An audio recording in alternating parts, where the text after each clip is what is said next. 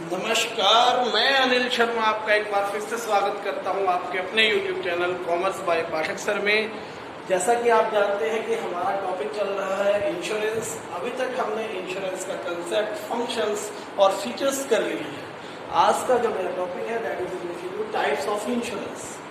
ठीक है, आज हम देखते हैं कि इंश्योरेंस जो है वो हमारे जीवन का एक अभिन्न अंग बन गया है। We can not separate this from our life because human life is of various type of uncertainties. कि ना, हमारे जीवन में क्या है, बहुत सारी अनिश्चित घटनाओं का होने की आशंका लगातार बनी रहती है।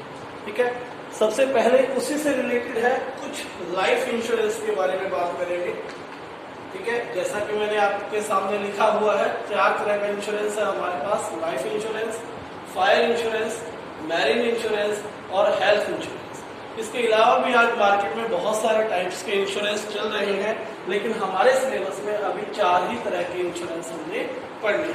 तो आज की इस वीडियो में हम लाइफ इंश्योरेंस और फायर इंश्योरेंस को करेंगे।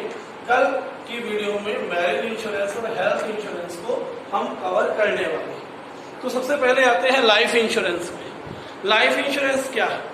हम सभी जानते हैं लाइफ जो है इंसान की वो अनसर्टेन है। कोई व्यक्ति 90, 95, 100 ईयर्स तक भी जीवित रह सकता है और कोई व्यक्ति युवा अवस्था में 25 की अवस्था में भी डाई हो सकता है, मृत्यु हो सकती है।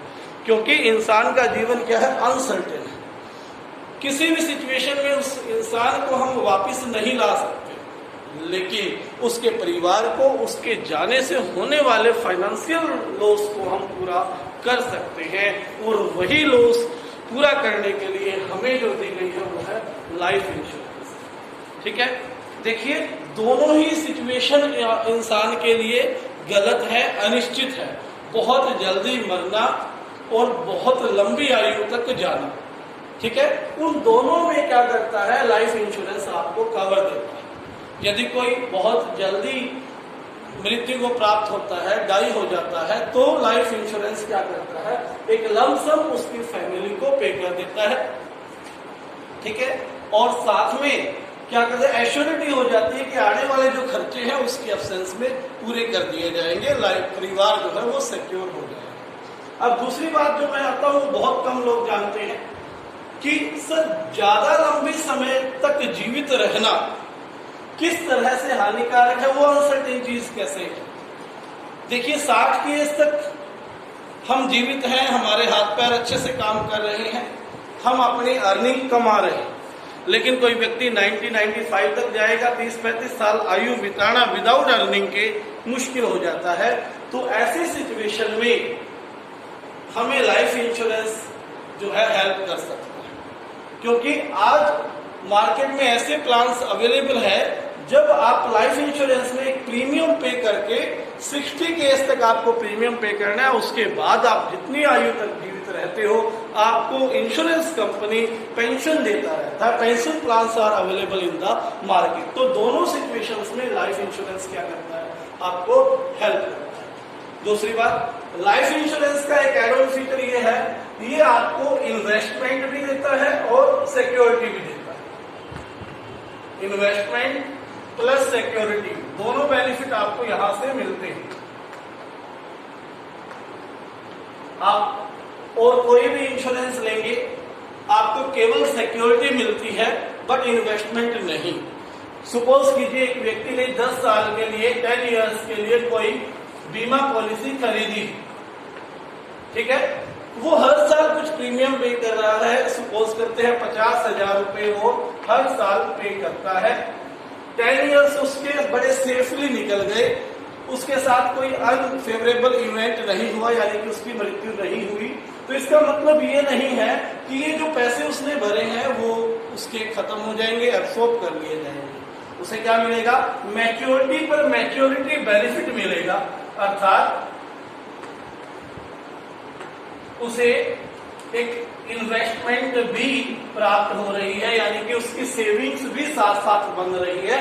लाइफ तो सिक्योर हो ही रही है, उसकी सेविंग्स भी क्या हो रही है, एक इन्वेस्टमेंट के तौर पर तैयार हो रही है। फ्यूचर पे जब बड़े खर्चे आएंगे वो इसका भी क्या कर सकता है, यूटिलाइज कर सकता है। लाइफ इंश्योरेंस का एक और बेनिफिट ये होता है कि अंडर द सेक्शन 80C आपको टैक्स में रिबेट मिलती है। यदि कोई व्यक्ति इंश्योरेंस करवा रखा है उसने और वो टैक्स पेयर है, तो वहां पर उसे टैक्स में भी क्या मिलेगी, छूट मिलेगी in case of life insurance. ठीक है, तो लाइफ इंश्योरेंस के बारे में ये थ्योरी थी जो आपको मैंने बताया। ठीक है, आपने लिखना क्या है, क्वेश्चन किस तरह से प्रिपेयर करना है। आपसे क्वेश्चन आता है what do you mean by life insurance, तो आपने कहना है life insurance is a policy where we secure our life against uncertain event of being death in early case and even in long time। ठीक है, long life के case में here we have benefits of investment as well as security। It provides a security in case of unfavorable event, but it also provides us a savings in case of in the form of investments। ठीक है, investment के form में हमें savings भी दे रहा है, हम invest भी कर रहे हैं। तो आगे हम पढ़ते हैं इसकी क्या इंपॉर्टेंस है। Importance of life insurance, next point है लाइफ इंश्योरेंस की क्या इंपॉर्टेंस है। पहली importance, it provides us security. It provides us security। ये हमें सिक्योरिटी प्रोवाइड करता है अगेंस्ट अनफेवरेबल इवेंट। ठीक है, अनफेवरेबल रिस्क से हमें सिक्योरिटी प्रोवाइड करता है, फाइनेंशियल हेल्प करता है किसे, हमारी फैमिली को, financial help to the family of deceased member, family of deceased member। Second, it promotes saving। It promotes savings। ये सेविंग्स भी प्रमोट करता है क्योंकि यहां पर व्यक्ति एनुअली, हाफ ईयरली, मंथली क्या करता है, अपनी इंस्टॉलमेंट्स जमा करवाता जाता है, जिससे क्या होगा, उसकी सेविंग्स प्रमोट हो रही है। और सेविंग्स जो हो रही है वो कहां जा रही है, ये ज्यादा बेनिफिशियल। अब आपने पैसे दिए इंश्योरेंस कंपनी में, आपके पास एक्सेस मनी थी, आपकी रिक्वायरमेंट से आपने इंश्योरेंस खरीद लिया, इंश्योरेंस कंपनी ने वो दे दिया प्रोडक्शन सेक्टर। प्रोडक्शन सेक्टर उस पैसे का क्या करेगी, आगे इन्वेस्ट करेगी, प्रोडक्शन करेगी, और देश के लिए क्या होगा, यहाँ पर इकोनॉमिक डेवलपमेंट भी होता है। इकोनॉमिक डेवलपमेंट भी इंश्योरेंस से बनता है। तीसरा point, rebate on tax under section 80C। ठीक है, हमें क्या मिलता है, टैक्स रिबेट भी मिलती है। ठीक है, टैक्स में छूट मिलेगी। जो व्यक्ति टैक्स पे करते हैं उन्हें इस बात का बड़े अच्छे से पता है, और वो टैक्स इंश्योरेंस की पॉलिसी जो है बिल्कुल लेकर रखते हैं। ठीक है, उसके बाद elements of life insurance, next point है elements of life insurance. Elements में करेंगे हम, कल मैंने आपको कुछ प्रिंसिपल्स करवाए थे, उन प्रिंसिपल से रिलेटेड ही है elements of life insurance. Elements of life insurance,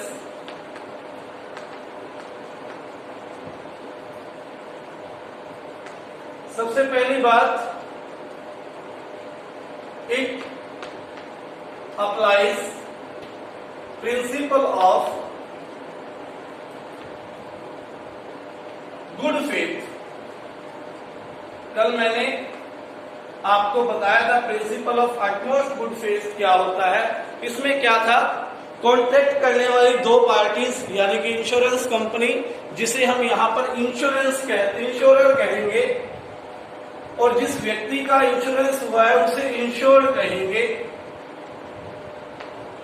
insurer और इंश्योर्ड के बीच में जो पॉलिसी ली गई है वो क्या है? कॉन्ट्रैक्ट है। वो क्या है? कॉन्ट्रैक्ट है। इस कॉन्ट्रैक्ट के में according to the principle of good faith ये कहते हैं कि दोनों व्यक्ति एक दूसरे के ऊपर पूर्ण भरोसा रखें और सभी जो कोर इंफॉर्मेशन है, कंपल्सरी इंफॉर्मेशन है, वो क्या करे? एक्सचेंज करे। सपोज कीजिए कंपनी एक्स ने ए पर्सन का इंश्योरेंस किया है। ए पर्सन जो है किसी पर्टिकुलर डिजीज से यानी कि हार्ट संबंधी डिजीज से वो ग्रस्त है, लेकिन उसने क्या किया? ये बात इंश्योरेंस को नहीं बताई और उसका हार्ट अटैक से जब मृत्यु होगी तो इंश्योरेंस कंपनी मना कर सकती है पेमेंट के लिए, क्योंकि उसने ये बात छिपा ली थी। यहाँ पर कौन सा प्रिंसिपल ब्रेक कर दिया था? Principal of good faith. ठीक है, तो ये यहां पर अप्लाई होगा। दूसरा पॉइंट एलिमेंट कहेंगे all essentials of legal contract, क्योंकि अभी हमने बात की इंश्योरेंस क्या है? कॉन्ट्रैक्ट है। लीगल कॉन्ट्रैक्ट के लिए जितने भी एलिमेंट्स होने चाहिए वो सारे के सारे क्या हो? इसमें अवेलेबल हो। किसी भी तरह की इलीगल इसमें कॉन्ट्रैक्ट ना हो।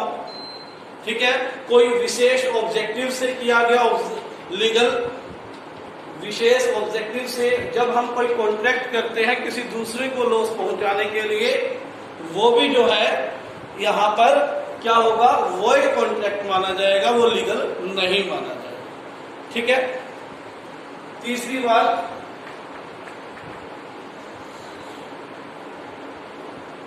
प्रिंसिपल ऑफ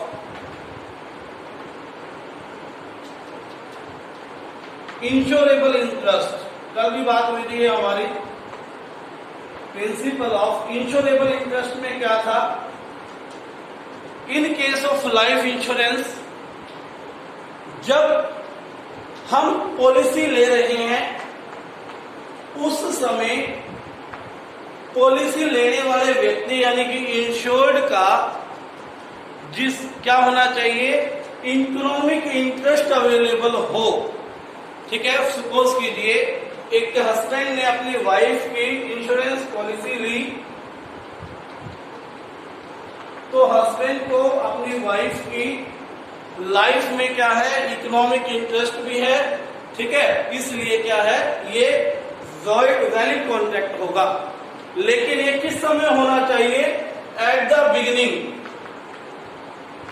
बिगिनिंग जिस समय ये पॉलिसी ली गई उस समय होना कंपलसरी है। जब क्लेम करना हो तब इसमें इंटरेस्ट हो या ना हो, ये क्या नहीं है? कंपलसरी नहीं है। किस केस में? इंश्योरेंस के केस में। इसको एक एग्जांपल से मैंने कल बताया था, जैसे आज फिर बता रहा हूं, रिवाइज हो जाएगा। सपोज कीजिए एक हस्बैंड ने अपनी वाइफ की पॉलिसी ली 10 साल के लिए, इंश्योरेंस पॉलिसी जिसमें वो प्रीमियम पे करता है। 2020 में अब उसका कॉन्ट्रैक्ट है 2030 तक वो क्या करेगा? इंश्योरेंस पॉलिसी के प्रीमियम पे करेगा। हुआ ये 2024 में इन दोनों के बीच कोई डिस्प्यूट हुआ और आपस में इन्होंने क्या ले लिया? डाइवोर्स ले लिया। 2026 में इस वाइफ की डेथ हो जाती है। अब व्यक्ति हस्बैंड जो है वो इंश्योरेंस लेने के लिए पहुंचता, क्लेम करता। कंपनी ये कहकर कि आप दोनों का डाइवोर्स हो चुका है, हम क्लेम नहीं देंगे, मना नहीं कर सकती, क्योंकि हमारे पास क्या है? प्रिंसिपल ऑफ इंश्योरेबल इंटरेस्ट के according in case of life insurance जब पॉलिसी ली गई उस समय इंश्योरेबल इंटरेस्ट का होना कंपल्सरी है। ठीक है, उस समय नहीं जहां पर क्या हो? क्लेम किया गया, वहां हो या ना हो वो मैटर नहीं करता। ठीक है, बाकी अदर में फायर है, मैरिन है, इंश्योरेबल इंटरेस्ट दोनों टाइम में होना जरूरी होता है, at the time of beginning भी और at the time of claim. Fourth element है principle of indemnity, principle of causa proxima, ये चीजें, ये इंश्योरेंस लाइफ इंश्योरेंस में नहीं चलती। ठीक है, life insurance principle of indemnity, principle of causa proxima ये नहीं चलेंगे, इसमें एक्सेप्ट नहीं होते।